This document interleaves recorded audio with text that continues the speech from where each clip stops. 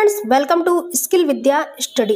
तो UP TET के important questions आज देखेंगे। बहुत ही इंपॉर्टेंट है आपके एग्जाम के लिए। तो यहाँ से आपको एग्जाम में क्वेश्चंस देखने के लिए मिलेंगे और आपको ऐसे क्वेश्चंस लेकर आए जो बार बार रिपीटेड हुए और हमेशा आपके यूपी टेट में रिपीटेड क्वेश्चंस ही आते हैं। तो चैनल जरूर सब्सक्राइब कर लीजिएगा। चैनल सब्सक्राइब करके बेल आइकन को प्रेस करना ना भूलें और फ्री नोट्स के लिए आप ज्वाइन कर सकते हैं टेलीग्राम को। चलिए पहला प्रश्न क्या है कि रेड डाटा बुक किससे संबंधित है। नदियों में प्रदूषण से या घटता जल स्तर से विलुप्त के करीब जो जीव होते हैं उनके लिए या वायु प्रदूषण से। देखिए रेड डाटा बुक में किसको संबंधित किया जाता है या किसको रखा जाता है। तो रेड डाटा बुक में विलुप्त के जो करीब जो जीव होते हैं उनको रखा जाता है। ठीक है, विलुप्त के जो करीब जो जीव होते हैं उनको रेड डाटा बुक के अंदर रखा जाता है। देखिए इसको जारी कौन करता है रेड डाटा बुक को, तो IUCN करता है। IUCN का अगर आपसे फुल फॉर्म पूछा जाता है क्या होता है तो याद रखना international union of conservation of nature, UNCN का फुल फॉर्म भी पूछ लिया जाता है। और रेड डाटा बुक आपसे किससे संबंधित होती है, जो विलुप्त के करीब जो जीव होते हैं उनसे संबंधित होती है। तो इसका राइट ऑप्शन आपका C नंबर हो जाएगा। चलिए नेक्स्ट प्रश्न देख लेते हैं। देखिए उससे पहले कुछ इंपॉर्टेंट फैक्ट जान लेते हैं। जैसे रेड डाटा बुक है विलुप्त के करीब जीव जंतुओं से संबंधित है और रेड डाटा बुक में विश्व के सभी संकट पात्र जीव जंतुओं का रिकॉर्ड रखा जाता है। और red data book IUCN international union for conservation of nature द्वारा जारी किया जाता है। तो ये याद रखिएगा, इंपॉर्टेंट है आपके एग्जाम के लिए। इस पुस्तक में कृत्रिम रूप से संकट पत्र जीवों को गुलाबी पृष्ठ में दर्शाया जाता है। चलिए नेक्स्ट प्रश्न है, इनमें से कौन सा भारत का प्रमुख न्यायाधीश है। देखिए भारत का जो प्रथम जो मुख्य न्यायाधीश कौन था, सरोजिनी नायडू, आनंदीबेन पटेल, हीरालाल जे कानिया या गोविंद बल्लभ पंत। तो याद रखिएगा जो भारत के प्रथम मुख्य न्यायाधीश थे वो थे हीरालाल जे कानिया। ठीक है, और अगर आपसे पूछा जाए कि सरोजिनी नायडू कौन थी तो ये यूपी की पहली राज्यपाल थी। और राज्यपाल जो आयु होती है बनने की वो कितनी होती है, तो 35 वर्ष होती। जितनी शक्तियां राज्यपाल के पास होती उतनी ही राष्ट्रपति की पास होती, या कहेंगे राष्ट्रपति की जितनी शक्तियां होती हैं उतनी ही राज्यपाल के पास होती। इसलिए राष्ट्रपति की भी आयु बनने की 35 वर्ष होती है। और अगर कोई व्यक्ति राज्यपाल बनना चाहता है तो उसकी मिनिमम आयु 35 वर्ष की होनी चाहिए, ये भी याद रखना। अगर पूछा जाए कि वर्तमान में कौन राज्यपाल है तो आनंदीबेन पटेल जो है वो वर्तमान में अभी इस टाइम क्या है, राज्यपाल है, ये भी याद रखिएगा। देखिए गोविंद बल्लभ पंत कौन है, तो ये याद रखना ये यूपी के पहले मुख्यमंत्री रहे हैं। ठीक है, जब भारत आज़ाद हुआ था 26 जनवरी और 1950 में ये बने थे यूपी के पहले मुख्यमंत्री। तो ये भी याद रखना, कभी भी आपके एग्जाम में पूछा जा सकता है। देखिए कुछ मैं फैक्ट आपको और बता देती हूँ जो आपके एग्जाम के लिए इम्पोर्टेंट है यूपी के लिए। देखिए याद रखिएगा कि यूपी में कितने जिले हैं, तो याद रखिएगा 75 जिले। और अगर आपसे पूछा जाए कि मंडल कितने होते हैं तो 18 मंडल होते हैं यूपी में। देखिए सबसे बड़ा जिला कौन सा होता है, तो ये याद रखना सबसे बड़ा जो जिला है वो लखीमपुर खीरी है। कितने वर्ग में है, तो 76-80 वर्ग में। अगर वहीं पूछा जाए कि सबसे छोटा जिला कौन सा है तो वो है हापुड़। ठीक है, उत्तर कितना है 660 वर्ग किलोमीटर में। ठीक है, ये याद रखना। और अगर वहीं पूछा जाए कि आपसे यूपी का जो गठन, उत्तर प्रदेश का गठन कब हुआ था, तो ये भी याद रखना 24 जनवरी 1950 को इसका गठन हुआ था। तो ये भी क्वेश्चंस आप याद रखिएगा, इंपॉर्टेंट है आपके एग्जाम के लिए। चलिए अगला प्रश्न देख लेते हैं क्या है। पहले तो कुछ इंपॉर्टेंट फैक्ट जान लेते हैं। जैसे हीरालाल कुंदन दास कानिया भारत के मुख्य न्यायाधीश थे और 26 जनवरी 1950 से 6 नवंबर 1951 तक ये रहे थे भारत के मुख्य न्यायाधीश के रूप में रहे थे। चलिए नेक्स्ट देखिए 16 जो घास स्थल है वो कहाँ पाया जाता है, पश्चिमी घाट में या पूर्वी घाट में या सवाना या डाउन्स। देखिए 16 जो घास होता है ये पाया जाता है, हमेशा याद रखना कि पश्चिमी घाट में ये पाए जाते हैं। कहाँ पर, तो ये भारत की बात हो रही है, भारत में पाए जाते हैं, ठीक है।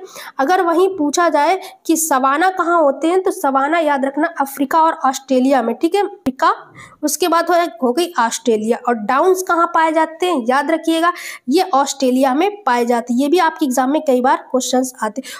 उसके साथ आप याद रखेंगे कि जो प्रेरी है वो कहाँ पे पाया जाता है, या प्रेरी घास के जो मैदान है वो कहाँ पाए जाते हैं, तो उत्तरी अमेरिका में पाए जाते हैं, ठीक है, अमेरिका में पाए जाते हैं। उसके साथ में आप एक और याद रखना, बहुत इंपॉर्टेंट है, स्टेपीज, ये कहाँ पाया जाता है, तो यूरोप और एशिया में पाया जाता है।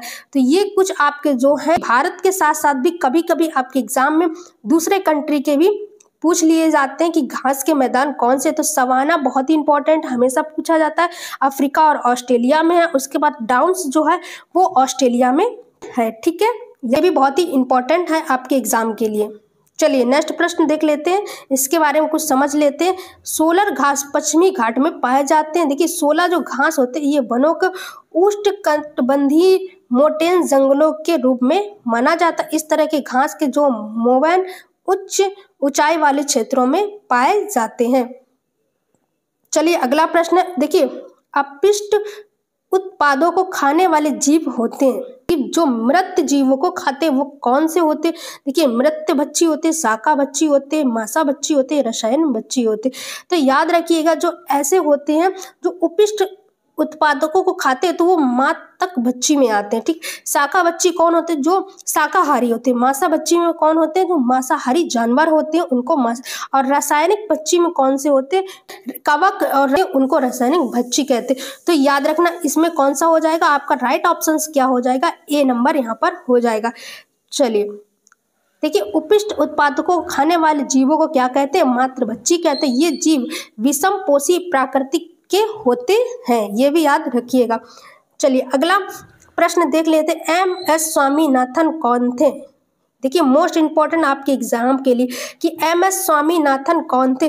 पत्रकार थे, कृषि वैज्ञानिक थे, या पारिस्थितिक वैज्ञानिक थे, या पक्षी वैज्ञानिक थे? तो याद रखना कि एम.एस. जो स्वामीनाथन थे वो कौन थे, कृषि वैज्ञानिक, ठीक है, याद रखना कृषि वैज्ञानिक थे। कौन, जो एम.एस. स्वामीनाथन है ये कृषि वैज्ञानिक हैं। देखिए वहीं पे अगर पूछा जाए आपसे कि भारत में पक्षी वैज्ञानिक कौन है, तो ये भी याद रखना ये सलीम अली है, ठीक है। और उसके बाद अगर पूछा जाए आपसे कि पारिस्थितिक का जनक कौन होता है, तो प्रोफेसर रामदेव है, ये भी याद रखना। देखिए पक्षी जो वैज्ञानिक है ये सलीम अली है, ये कई बार क्वेश्चन आपके एग्जाम में आया है। तो इसका राइट ऑप्शन आपका हो जाएगा कृषि वैज्ञानिक, ठीक है। चलिए नेक्स्ट प्रश्न देख लेते हैं, उससे पहले कुछ इंपॉर्टेंट जान लेते हैं। एम.एस. स्वामीनाथन एक कृषि वैज्ञानिक थे, उन्होंने भारत में हरित क्रांति का जनक कहा जाता है। उन्होंने 1966 में मैक्सो के बीज को पंजाब के घरमों के साथ मिश्रित कर उच्च जीव या अभियांत्रिकी क्षेत्र में 1989 भारत सरकार द्वारा पद्म भूषण के विज्ञान से सम्मानित भी किया गया था। चलिए नेक्स्ट प्रश्न, विश्व पर्यावरण दिवस कब मनाया जाता है? विश्व पर्यावरण दिवस कब मनाया जाता है? देखिए विश्व जो पर्यावरण दिवस है 1 दिसंबर को, 5 जून को, या 16 सितंबर को, या 11 जुलाई को। देखिए विश्व पर्यावरण दिवस 5 जून को मनाया जाता है, ये याद रखना। इसके साथ में आप याद रखेंगे कि 22 जो मार्च है, 22 मार्च को क्या मनाया जाता है, तो जल दिवस। उसके साथ में 22 अप्रैल को क्या मनाते हैं, तो पृथ्वी दिवस के रूप में मनाते हैं। देखिए आप रिलेट कैसे करेंगे, पहले पानी आया था, फिर उसके बाद क्या आई थी, पृथ्वी आई थी। तो पहले क्या होता है, पानी दिवस मनाते हैं या जल दिवस मनाते हैं, फिर उसके बाद क्या मनाते हैं, पृथ्वी दिवस मनाते हैं। तो 22 मार्च को क्या हो गया आपका जल दिवस, और 22 अप्रैल को हो गया पृथ्वी दिवस। उसके साथ में आप याद रखेंगे 16 सितंबर को क्या मनाते हैं, तो 16 सितंबर को विश्व ओजोन दिवस मनाते हैं। देखिए ओजोन जो परत है वो कहाँ पाई जाती है, तो समताप मंडल में पाई जाती है। 11 जुलाई को क्या मनाते हैं, तो याद रखना विश्व जनसंख्या दिवस भी मनाते हैं। उसके साथ 1 दिसंबर को क्या मनाते हैं, तो याद रखना कि एड्स दिवस के रूप में मनाते हैं। और एड्स का जो वायरस होता है वो किसके द्वारा फैलता है, तो HIV के द्वारा फैलता है, ये भी याद रखना।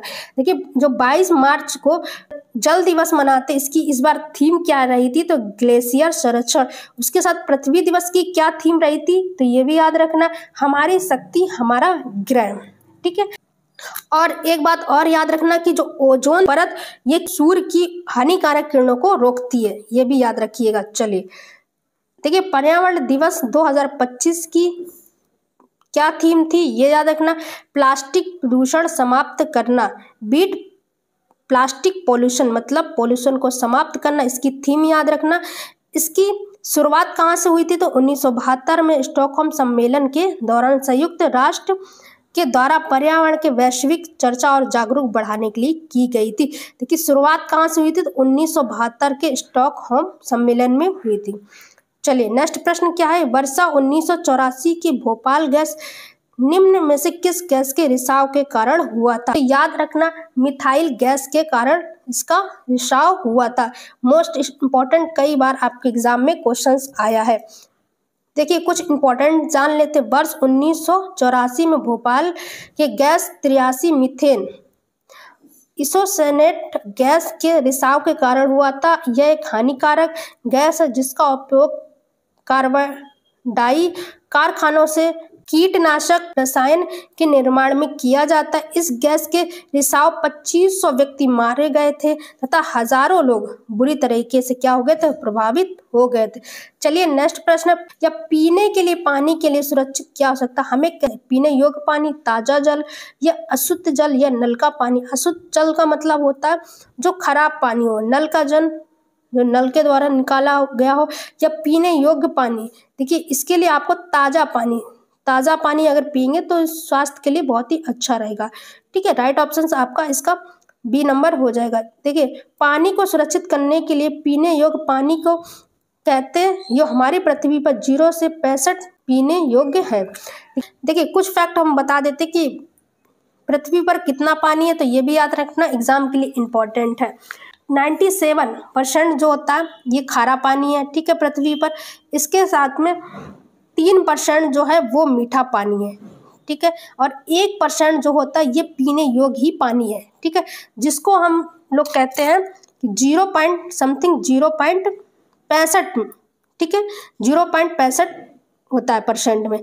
तो पीने योग्य अगर पूछा जाए तो समथिंग 1% आप टिक मारेंगे, 1% जो पानी है वो पीने योग्य है, ठीक है। और अगर पूछा पानी कितना पृथ्वी ढकी हुई है, तो 71% जो है वो पानी से ढकी हुई है, ये भी याद रखिएगा। चलिए अगला प्रश्न, देखिए जड़ी बूटियों की रानी, भारत की सबसे पवित्र जड़ी बूटी, इस औषधि पौधे को हिंदू धर्म में महत्व और या वनस्पतिक नाम ओसिसिम सेक्टम है, इसके समानता किस नाम से जाना जाता है। देखिए इसको कहते हैं तुलसी, ठीक है।